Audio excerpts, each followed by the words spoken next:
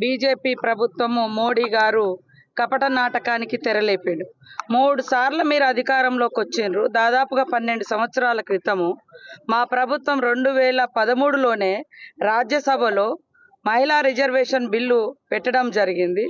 ఆ రోజు మరి కొన్ని పక్షాలు అడ్డుకోవడంతో ఆగిపోయింది. ఈరోజు మహిళల బిల్లు మీద మీకు చిత్తశుద్ధి ఉంటే ఇదే బీజేపీ ప్రభుత్వం 2023లో కూడా మరి పార్లమెంట్లో ఈ యొక్క బిల్లును పెట్టడం జరిగింది. మరి దాన్ని ఎందుకు నువ్వు బయటకు తీయలేదు? మళ్ళీ కొత్త బిల్లుని ఎందుకు పెడుతున్నావు? అంటే ఈరోజు అంటే మహిళల పేరు మీద దక్షిణాది రాష్ట్రాలకు సీట్లు, మనలాంటి రాష్ట్రాలకు సీట్ల సంఖ్య తగ్గించి ఈరోజు ఉత్తరప్రదేశ్ లేదా బీజేపీ ఉన్నటువంటి రాష్ట్రాల్లో అత్యధిక సీట్లు పెంచుకొని భవిష్యత్తులో ఈ మన రాష్ట్రాలకు ప్రమేయం లేకుండానే వాళ్ళు దేశాన్ని ఏలాలనేటువంటి కుట్రకు తెరలేపిరు మహిళా బిల్లుని అడ్డం పెట్టుకొని. అందుకనే మేము అడ్డుకోవడం జరిగింది.